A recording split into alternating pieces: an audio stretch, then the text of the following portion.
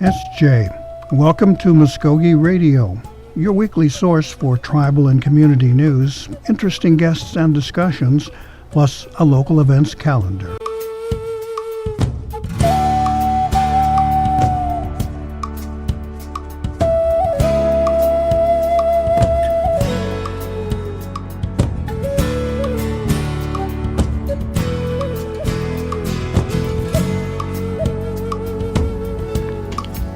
SJ, Stongo, Gary 5, Johu Jifkados. Welcome to our program, Mvskoke Radio, here on 1240 The Brew. Beautiful day, a cool day, actually, cool and crisp morning. Here in Altmulgee, and folks in the newsroom, that's an inside joke, so don't pay any attention. We have an interesting discussion, a couple of discussions lined up today. First of all, we'll be speaking with Mr. Thomas Yehola, National Council member from the Tuckabuchee District, Wetumpka man. He'll be talking about a bill that he authored and introduced to the National Council that did get defeated. But so the subject I thought was of interesting and possible importance that we might spend a little time with it. And then a second portion of our program, we'll speak with James Nichols, who's head of our emergency response team. They just got back Sunday from their trip down to the Houston area and their relief efforts for the folks down there from Hurricane Harvey. And he'll talk about his experiences there and what his crew saw and the kind of things they tackle. But first of all, let's welcome Mr. Yehola. Thank you for making time and coming in, sir. Appreciate it. Okay, good morning. I thank you for your invitation to speak on this subject. Okay, now, first of all, before we get off and running here, we want to remind our listeners that this was a piece of legislation that was defeated. That's correct. So nobody should get kind of worked up and go charging in there unless they want to see these changes happen, which is a possibility, but right now there is no legislative action going on. Your idea was to change the name of the Mvskoke Creek Nation to the Mvskoke Nation. That's correct. And also affect some changes to its seal, the green one with the wheat shock and the plow. But first of all,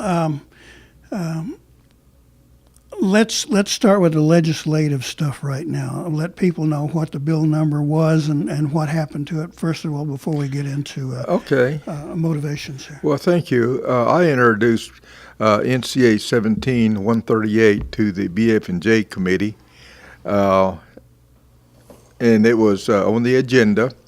The chairman brought it up to be addressed, and there was a motion for a due pass. It did not get a second, so there was no discussion, and so that was it, for that, for that meeting. And since there was no action taken, it was brought up again in the following month. And at that time, there was a due pass, and I had a little presentation that I gave, and then it passed, 2-1.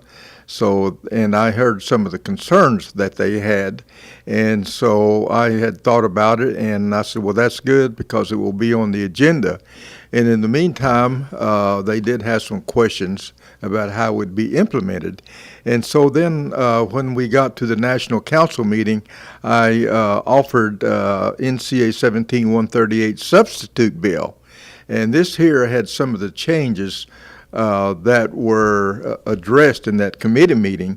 And I wanted to say first that I wanted to replace Mvskoke Creek Nation with Mvskoke, spelt Mvskoke.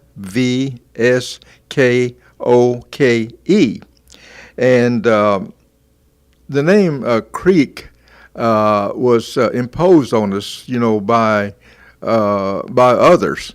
And the reason for that is because they could not pronounce the tribal town names that existed along the rivers and the creeks. So therefore, Creek was derived by by others, the non-speaking Anglo society. And so it was more or less kind of imposed upon us, and we more or less adopted it.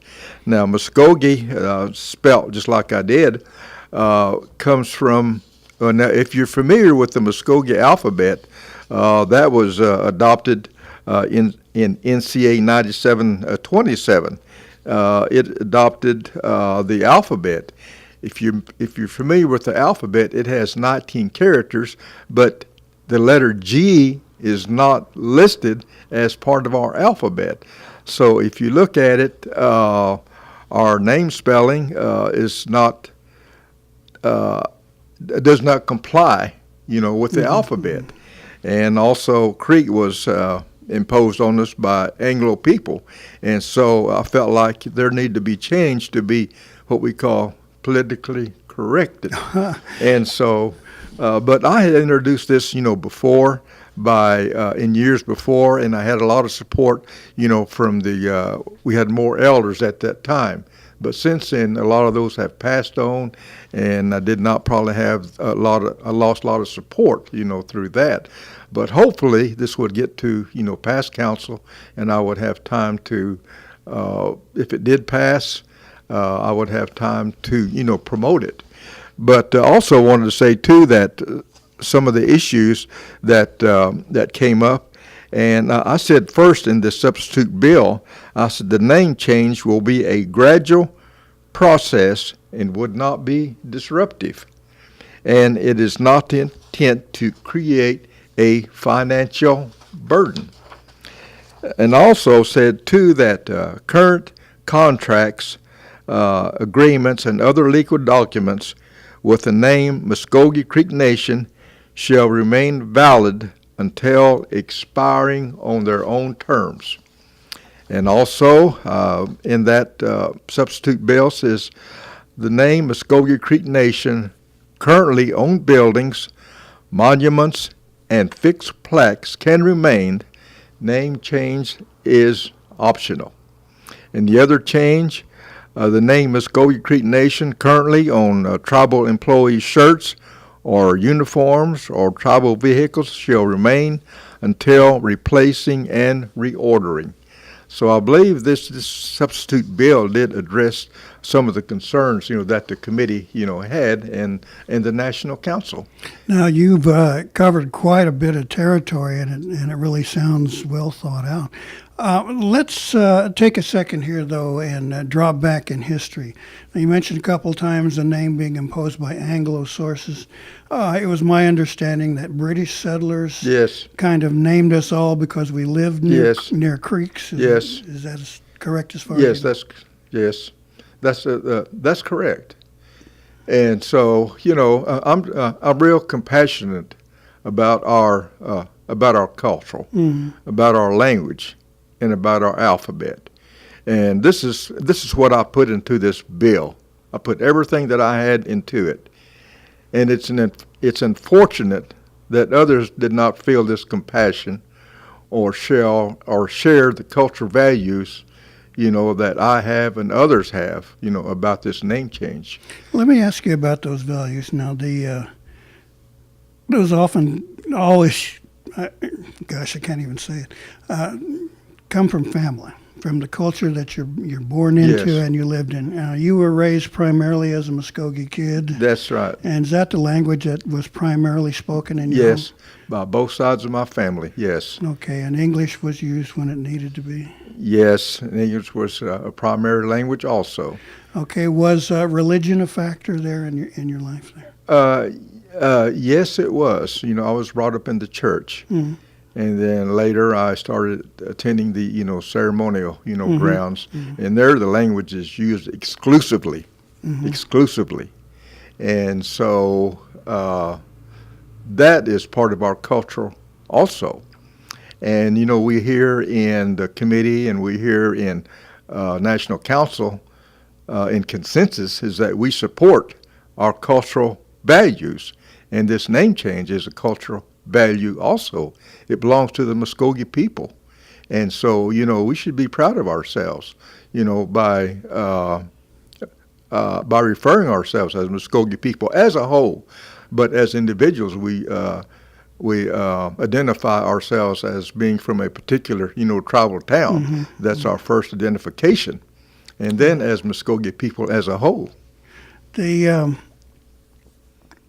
development and evolution of our people has considerably changed the amount of culture that people bring Yes. with them.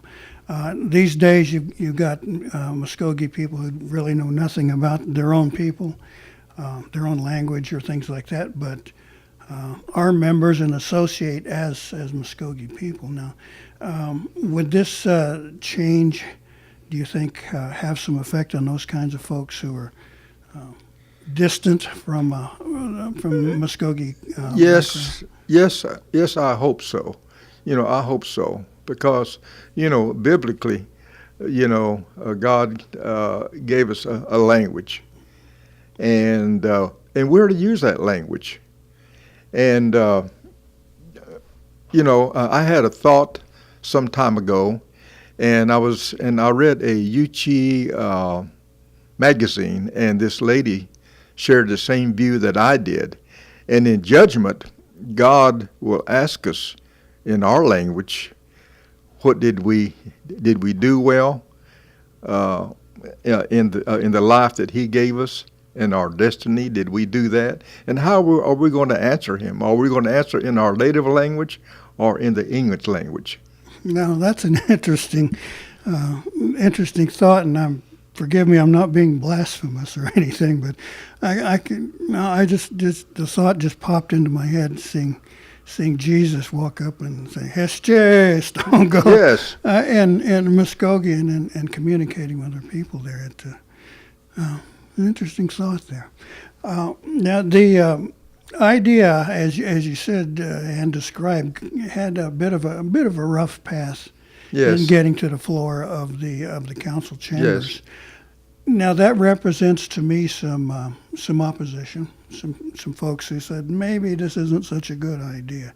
Now, do you recall any of the kinds of things they were brought up? You seem to have covered them here. yes. But maybe you could recount some of the things you ran into. Well, I did not, contact the National Council members individually, for their support. And I hope in them reading this substitute bill, well, I even brought the amendments up in pre-agenda to the, full council of the changes. And so I felt like it was up to them, to search themselves to see if this here, should pass. And then it would set, hopefully, the path for future generations. And this name Mvskoke, spelled now, is utilized by the Mvskoke Dome, Mvskoke Nation Honor Guard, and even on your shirt, Mvskoke Media, Mvskoke Youth Council, Mvskoke Festival. So it's been utilized by programs already. And so I've seen that they have realized that hopefully this proposed name Mvskoke is fitting for us, and they should have had the opportunity as a people to vote on this, I believe. Mm-hmm. But that opportunity was not given to them because it did not pass the National Council with the votes required. Now, the one thought that just kind of flickered through my mind was, would this have any effect on other places that have not really a strong affiliation with our people here? I'm thinking of the city of Mvskoke, or even to an extreme, that old Merle Haggard tune, Okie from Mvskoke. I don't know about those issues, I haven't thought about that. Mm-hmm. I just thought about what belongs to us as Mvskoke people. Mm-hmm. And then we should protect and cherish, the language and the alphabets, that we have as people. Mm-hmm. And that's what I truly believe, and that's my compassion. Right. And I hope this compassion would have runs throughout the nation, even though that I live in a full-blood environment, that others that do not might share the same compassion, because that's our people. How would you describe those environments then First of all, I presume that it is strongest in the southern That's regions correct. of the nation, and the northern side, from Okmulgee north to Tulsa and around there, would not be as strong because it's not as immersed Yes. daily into it. So, does that have any negative effect, do you think, on people who are not as close?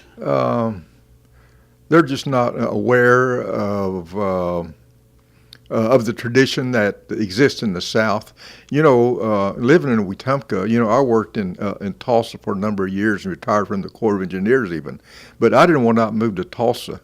When I was selected for the job there in Tulsa, I told my children, I said, well, I have a job in Tulsa, and we're going to live here, and I'm going to go back and forth, and that's the end of the story.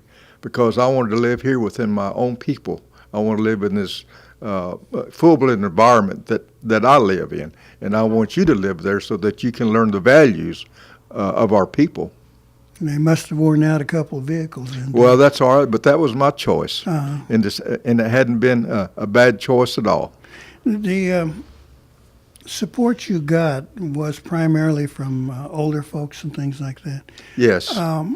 But in the last several years, let's call it the last decade, we've seen a resurgence of interest from the youth, from young people. Yes. Will you, I guess, take this question to them and ask them for their support if it were to resurface at some point? Well, I don't know if it's going to resurface or not because my term is coming to an end in December, and I don't know who in time will have this same kind of compassion that I have, for this proposed change. Well, that'll get decided here in the next couple of weeks, I guess. Well, that's right too, but I don't know what their compassion is for. Sure. For a name change such as this. When you learn of the interest those young people have, like the Mvskoke immersion camps they had up at Sequoia State Yes. Park. I went up and covered those a couple times for articles. It filled my heart with joy to Yes. see these young people just bursting with pride and interest. Now, how does that affect you? Well, let me say it this way. The language is it comes within the family. It comes within the family.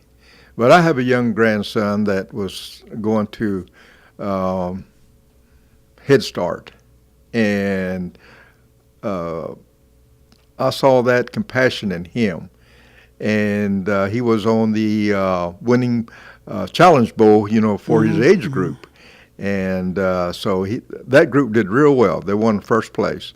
But I continued to work with him on the language that I knew. And then he goes to a native church, and he's learned their songs. And then I've been teaching him, the language.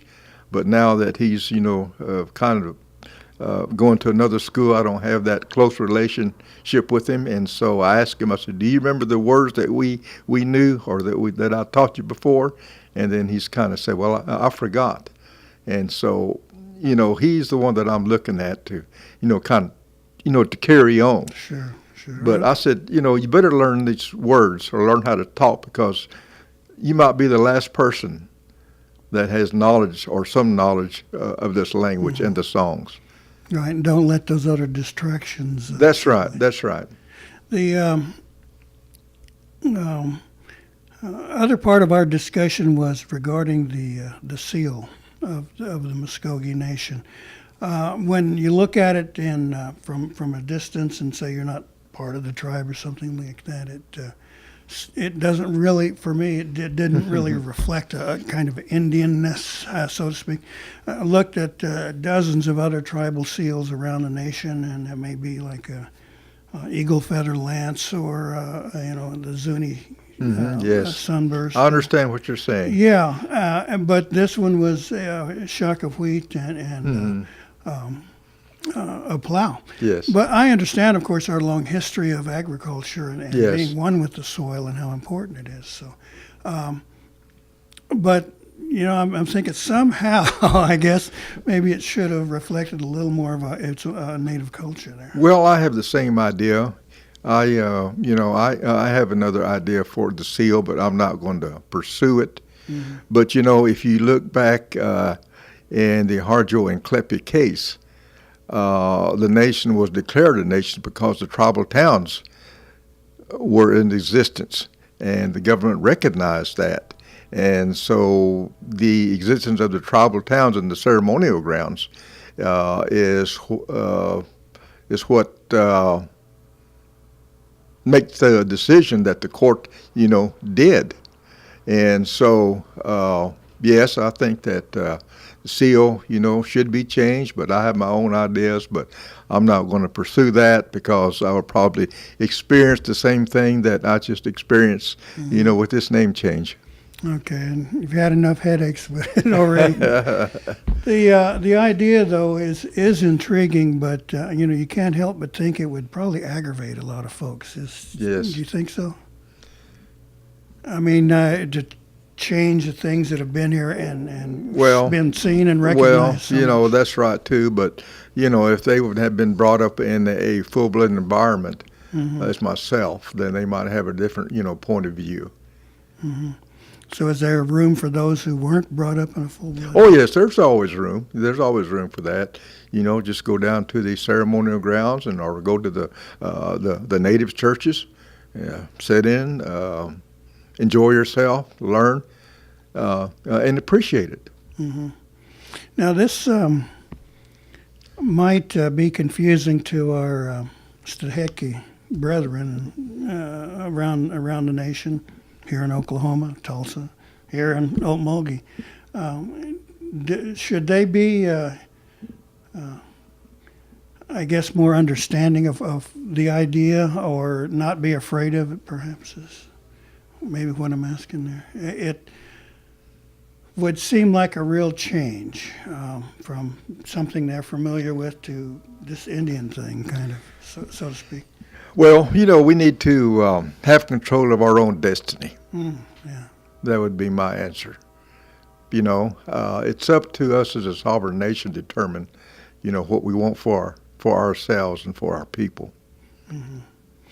And going along with that, we would invite our neighbors and the community then to understand and join in with us in this return to a tradition there. That's right. That's correct. Now, the future, we'll see a lot of changes. We're seeing, of course, elections coming up and things like that.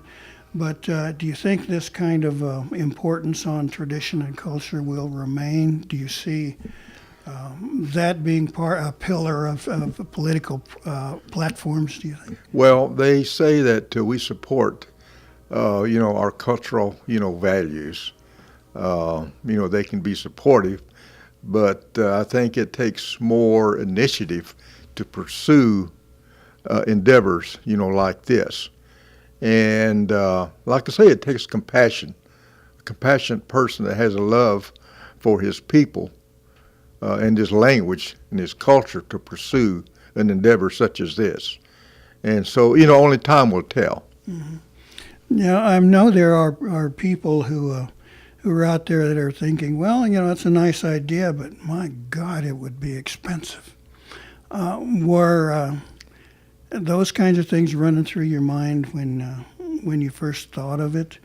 And I would assume people would raise that as an objection.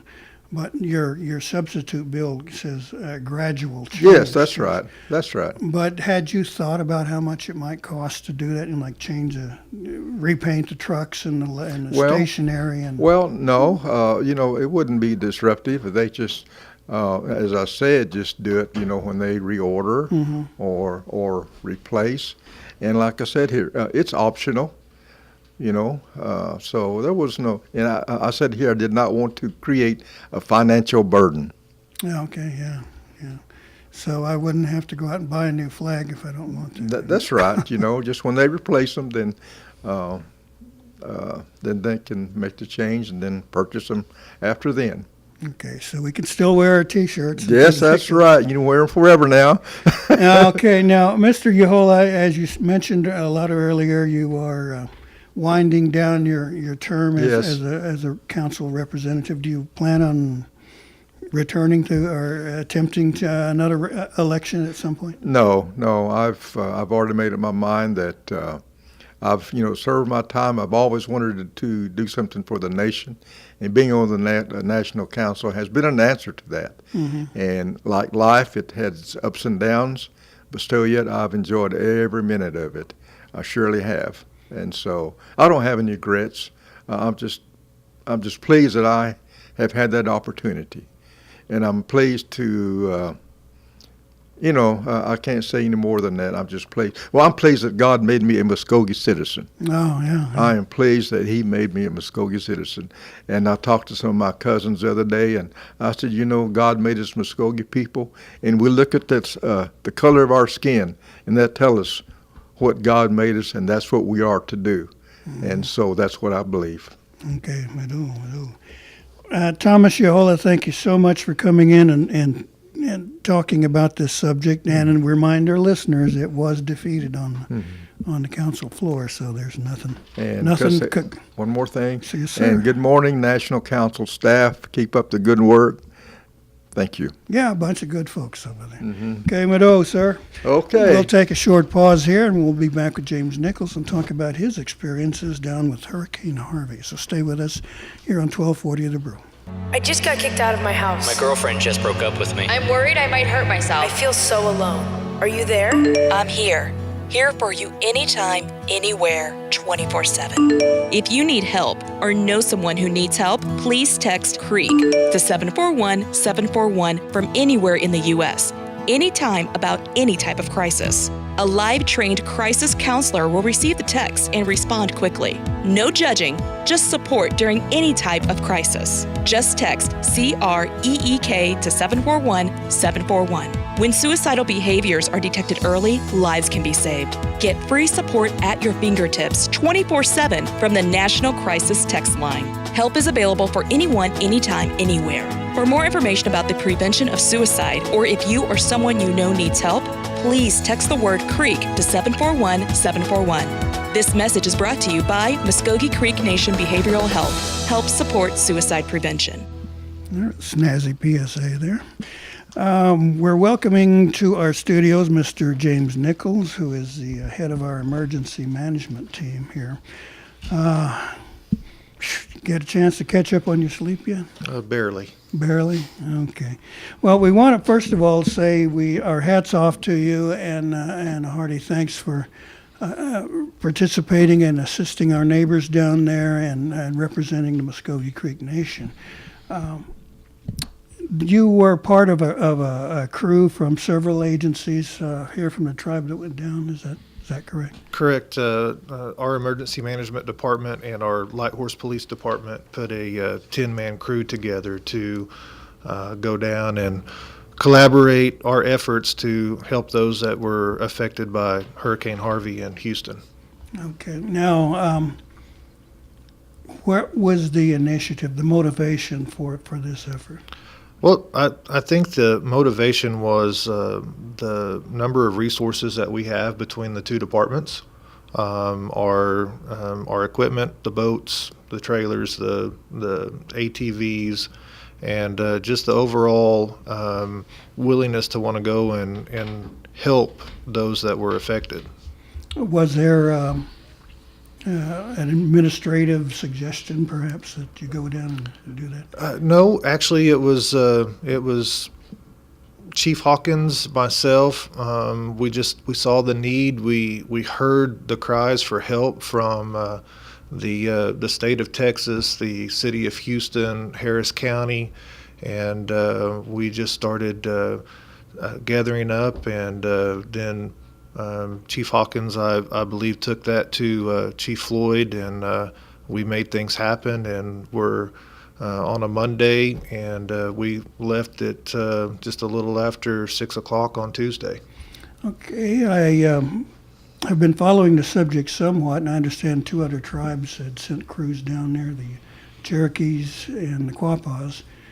Did you run into those other guys while you were there? Absolutely. Quapaws were there when we arrived Tuesday evening, and actually Wednesday morning, our first mission, we helped the Quapaws. They wanted, I guess you could say, a security detail on each boat that went out, and so one of our light horse officers, James Lane, went with the Quapaw tribe and provided that protection for them as they went out and did their missions. I presume then he was armed? Yes, yes. Okay, hopefully it never got needed. Never was needed. And the neighborhoods that we were in, we were always safe. It was just one of those precautions that we took, that every agency that was there took. Just because you never know what you're going to run into. Well, they're dangerous. Got 4 legs, 2 legs. They're long. Exactly. Reptilian tail. Exactly. The assignments you had, I guess, were varied, but primarily, what were you doing? We see photos of water rescues and this kind of thing. Was that the way you spent most of your time? The majority of the time was water rescues and evacuations of those that were in the flooded areas, and then we ended up on our last day, which was Saturday. We changed our mission, and the City of Houston Fire Department and Police Department wanted us to take a 15 square mile section and cover it door to door. But Wednesday, Thursday, Friday, it was complete. Our missions were just going out, finding those that needed to be evacuated, patrolling some of the areas that had already been covered where people had not left and the water was still rising. So we did several evacuations, and we did a few rescues. What part of this area were you posted to? For folks who aren't familiar with Houston, north, south, east, west? So I'm guessing they consider it the west side of Houston. We were just right at Interstate 10. We all staged, the Oklahoma crew staged in the Memorial City Mall, the Target parking lot, actually. We were just a few miles west of Interstate 610, which is the loop that goes around the city. So we were primarily from the point that where we were, we headed west almost on every call. Now, were these residential neighborhoods, or were there commercial districts, or like a mix of the two? It was a mix of the two. We had single-family dwellings, apartment complexes, and then and there were some industrial and several businesses within that area. And describe the conditions you had to deal with. We've all seen pictures of people wading through water of various depths. Vehicles that were completely swamped and flooded and things like that. What did you see when you were working there? The majority of the conditions were high water, some water up to rooftops of homes, lots of vehicles that were submerged or partially submerged. We did come across some areas that were dry, which we called those the islands of the area. But the majority of the homes that we were in contact with were had water in them. Some just a small amount to, like I said, up to the rooftops. Now, were these areas where there were budgetary, let's just say expensive neighborhoods, or lower income kind of areas? What did you see there? Middle class folks? We came across a little bit of everything. The majority of what we were in were I would say higher end homes, nice neighborhoods, nice condominiums, and then there were a couple of areas that we went into that we had a few of the passerbys maybe throw up a gang sign or two. Oh boy. But nothing that we worried with. Houston is a diverse area. You can drive 2 or 3 blocks and be in a nice neighborhood, and you can drive a couple blocks the other way and be in a not so nice. But the one thing that I'll say is everybody that we came in contact with, and when I mean everybody that we talked to was appreciative of us being from Oklahoma, us being from a tribal nation, and being there to help strangers out. Did people pick up on the fact that you were representing our tribe? You were Mvskoke people down there? Absolutely. Every person I think that we came in contact with asked us where we were from, and we were definitely happy to tell them, not only from Oklahoma, but from our tribal nation. It surprised them, I think. And with that being said, this effort that was put forth, speaking with one of the incident commanders in the Oklahoma group, he said that this was the first time in his career, and he's been a firefighter and is now a deputy chief at Oklahoma City Fire Department, that they've ever had state, tribal, and federal officials working such a large incident. Now, that's a bit surprising. In my limited experience as a PIO with the fire crews in California, we ran across several tribes that had sent teams there and met those guys. California boys called me a flatlander from Oklahoma. But it was interesting, and is this like a growing phenomenon for more tribal presence or participation or perhaps exposure? I think so. Within the last 10, 12 years, tribal nations have really picked up the pace as far as emergency management and response, and they're being more proactive. Because the emergency management departments within the tribes have grown, they now have the resources, they have the ability and availability to respond to things like this. I remember meeting some guys from Michigan who were down here for the fire season this year. I thought, how cool for those northern boys to come down here and tell us what it's all about. Exactly. And they were curious about Oklahoma too, but it was kind of neat to see the Anishinaabes from up there. Now, the pictures we've seen have been heartbreaking of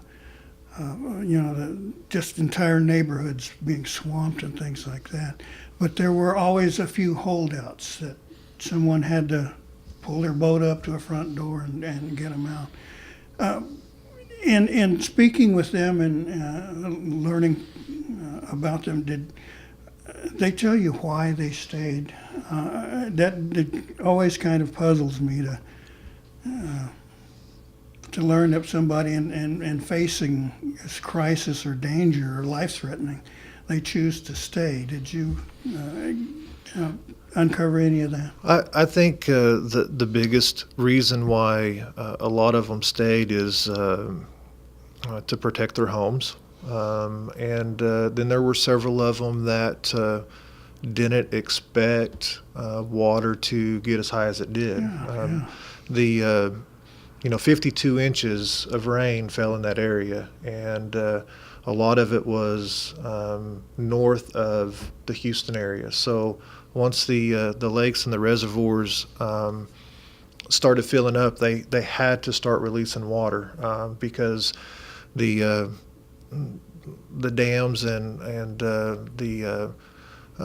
the lakes weren't going to be able to hold it. They were going to start actually flowing over some of the reservoirs. So when they started releasing that water is when the bayous got out of their banks, just on an extreme level. And so places that have never seen water, they're used to flooding in those areas. If they live around that bayou, they're used to having water come up, but it reached some levels that, we talked to some people that had lived there for 32, 33 years, and it had never reached their home, and it was 2-3 foot deep in it.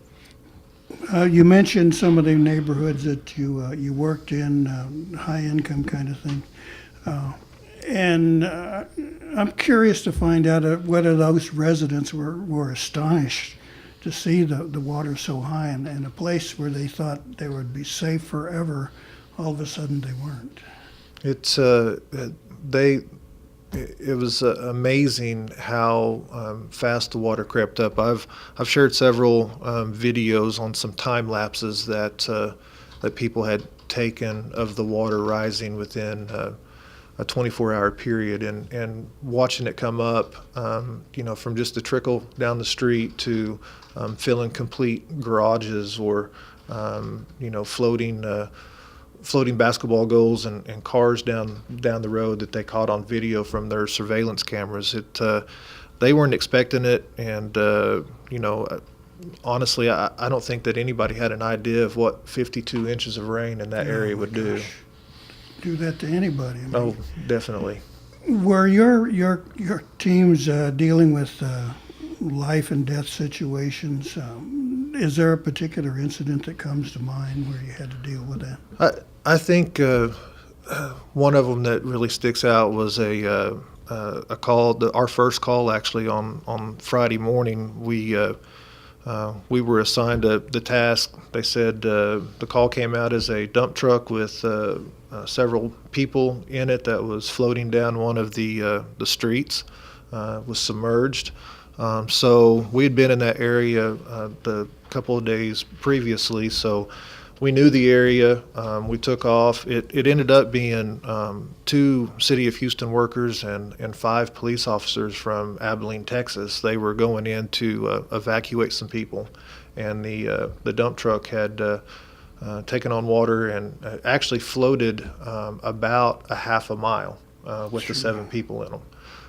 We were able to make contact with them and get them to safety. And then found out while we were sitting there talking to some of the homeowners that actually the first death in Houston happened at the intersection where the dump truck finally stopped. Mm-hmm. It just when they tell us turn around, don't drown, that's exactly what they mean. Because you think a big heavy dump truck will make it through an area, and the city was using dump trucks the whole time we were there to go into some of the high waters to bring people out. But there was a dump truck there that was previous to this incident, and so now there's 2 sitting there side by side. The officer you mentioned was that Officer Perez, right? Actually, he wasn't the first one.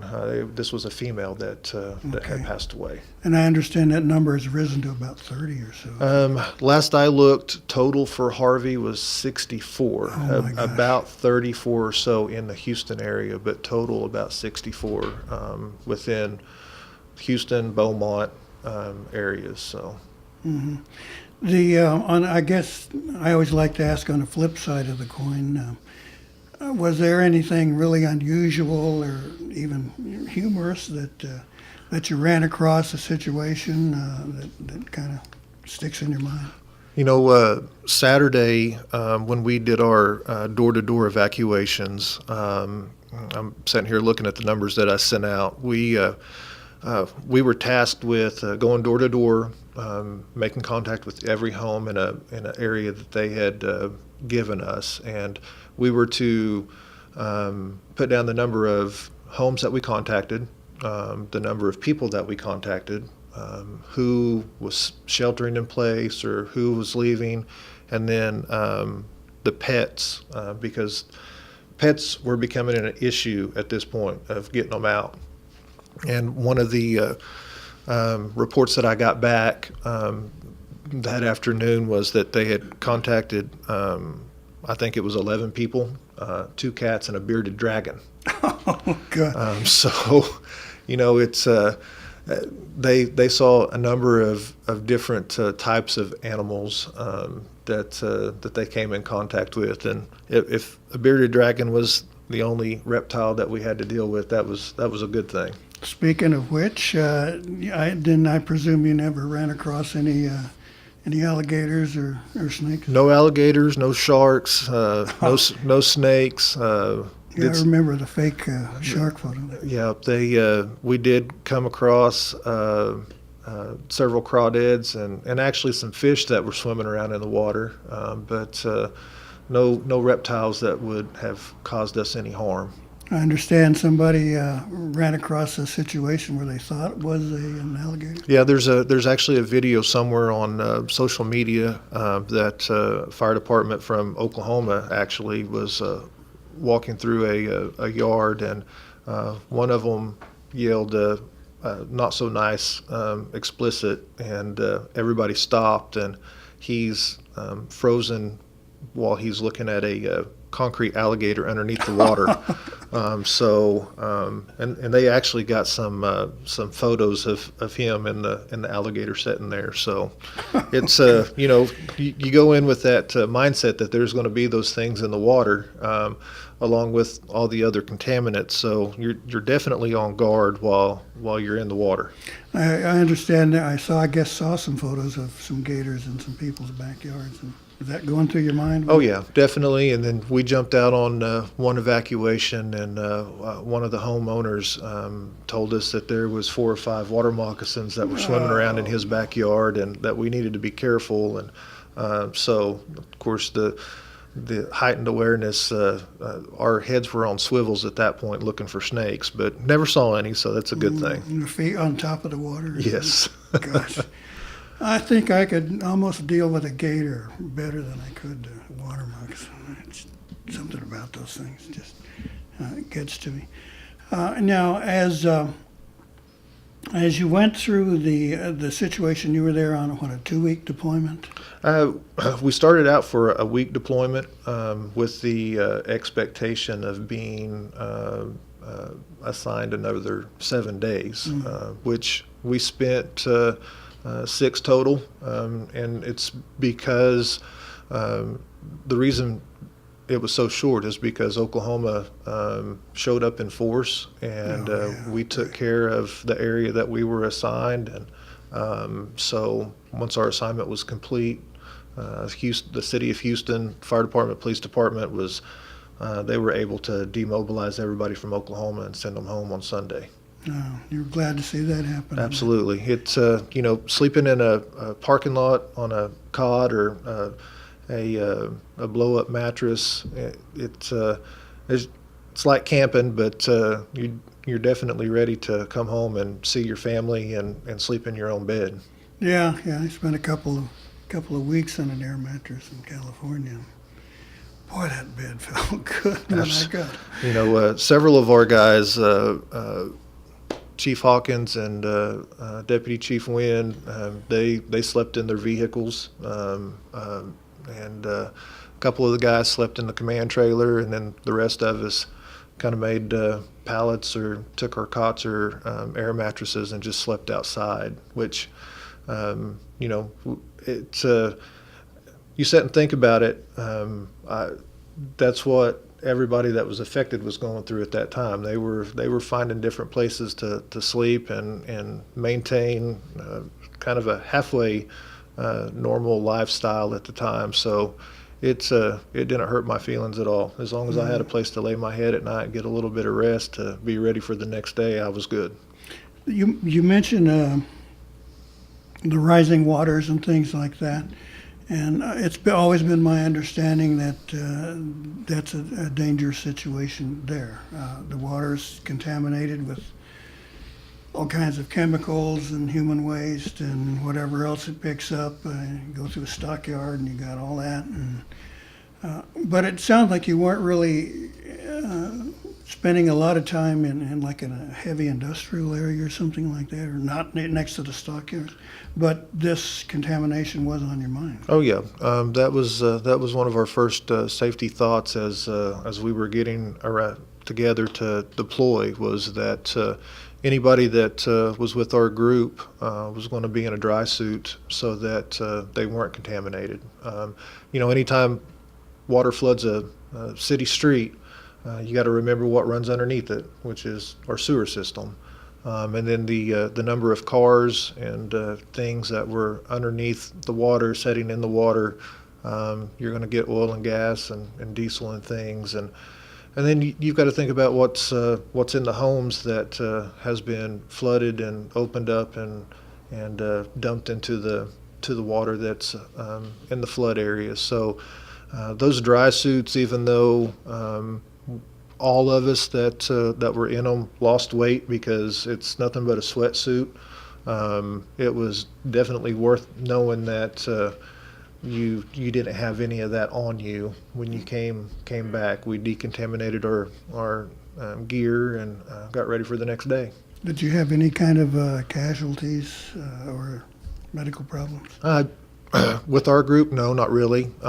We made sure that we stayed fueled up as far as our bodies and hydrated, and other than a couple of little cuts and scrapes on our hands from this, that, or the other, we were good, but we were vigilant about making sure that we kept those clean and covered as we went out on our missions, and checked them every night, and actually ended up, a couple of us, myself and Chief Hawkins, super glued our cuts together so that it's the only thing that we could think of to make sure that nothing got into those wounds. Yeah, if it'll work.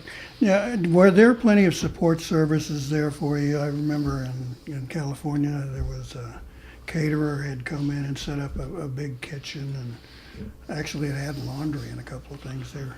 Were you in that kind of situation? Did you have that? That's probably one of the best memories of the whole trip. Oklahoma Task Force 1, which is made up of different agencies throughout the state, Oklahoma City side, Tulsa side. They came in, they set a shower tent up for everybody. We actually helped them Tuesday night get that up and running. First night we kind of ate what we had brought, but from that point on, and I can't remember her name off the top of my head, but there's a lady that lives there in Houston that fed every one of us every day. She had different restaurants cater food in, so it was amazing. I mean, anything from shrimp gumbo to chicken fettuccine to lasagna, we ate very well. And then throughout the day and evening, just citizen after citizen, youth groups, church groups, they were coming through handing out snacks, cookies, brownies, water, Gatorade, any fig bars, whatever we might need. And then we had individuals, matter of fact, we posted on our Facebook site, 3 ladies that came into our camp and took our laundry for us and took it back to their homes and washed them, folded them, and brought them back to us the next morning. Wow, that's just so heartwarming, the kind of thing. What happens to you now? We're hearing, of course, another hurricane is headed for that region. You just got finished with was the raft race up here or something like that? Right. So the next hurricane that's coming in, we're just kind of watching it. Talked to Chief Hawkins yesterday, and he's ready to go just as well as I am. I put a message in this morning to the Department of Oklahoma Emergency Management, which is who we work through to go to Houston, and they're working on things. There's agreements that the states have between each other that allow one state to go help the other. Sure. So I tell you, when Oklahoma showed up for Hurricane Harvey, I've got this that I've got to tell you. And there's it's a 5-day deployment, and there was 21 different agencies that showed up from Oklahoma. We did 803 evacuations and 45 rescues, 132 pets. That last day, we had 310 personnel 77 different boats, and we covered 15 square miles in 10 hours. Oh, gosh. Contacted 4,200 homes within that 10 hours, going door to door. So that being said, Oklahoma did such a good job. I'm sure that the different states are going to be requesting Oklahoma to come in and help when they have a disaster. Speaks so well for you guys. James Nichols, thank you for filling us in and sharing this information. It's just amazing the experience that you went through, and makes us proud that you're Muskogean representing us. We're happy to do it. Okay, well, we'll be watching the rest of it, and hopefully you'll get to enjoy what little bit of summer we've got left and relax a little bit. Get a little rest. And get some sleep. Thank you so much. Thank you. Appreciate it. James Nichols of our Emergency Response Office. Want to thank him for coming down. We have a few community announcements to share with you, so we'll jump right into those. First of all, going on as soon as this show is over at the College of the Mvskoke Nation, there's Win from Within, a blood drive going on there from 11:15 until 2 p.m. at the College of the Mvskoke Nation, the classroom by the library here in town. So if you have thought about helping some of our situation, or your neighbors, with a little bit of blood, now's the time. From the election office to absentee voters, due to an oversight issue on the directions on what writing utensil to use to fill out your absentee ballot, they have a suggestion here. The intended wording of those instructions would ask the voters to fill out the ballot with a black ink pen, no gel pens. So if you've got any questions, give them a buzz, 732-7631.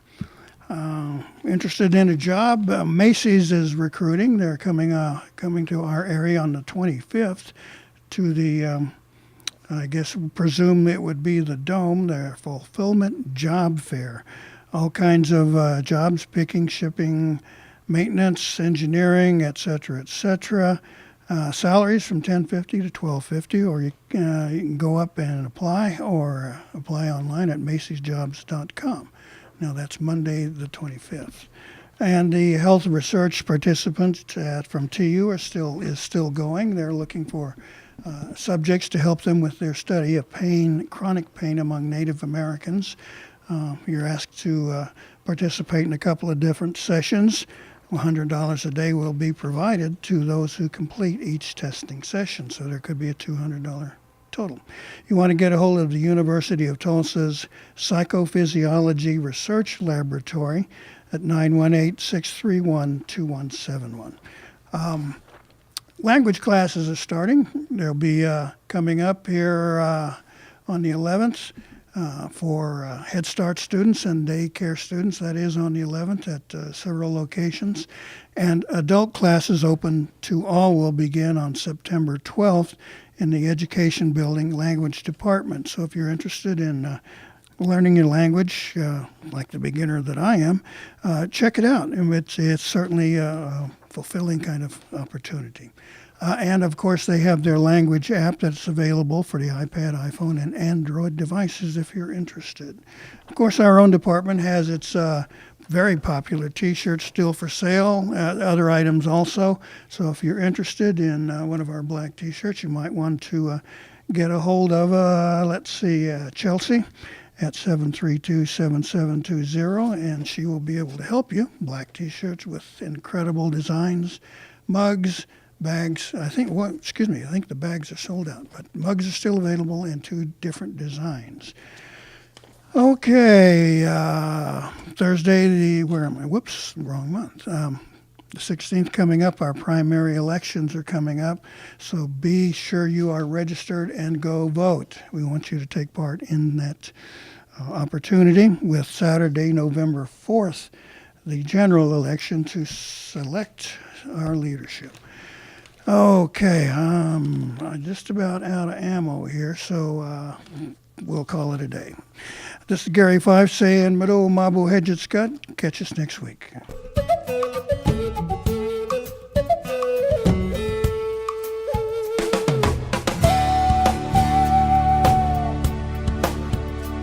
You've been listening to Mvskoke Radio. Join us again next week for more local, tribal, and community news and updates. Madam.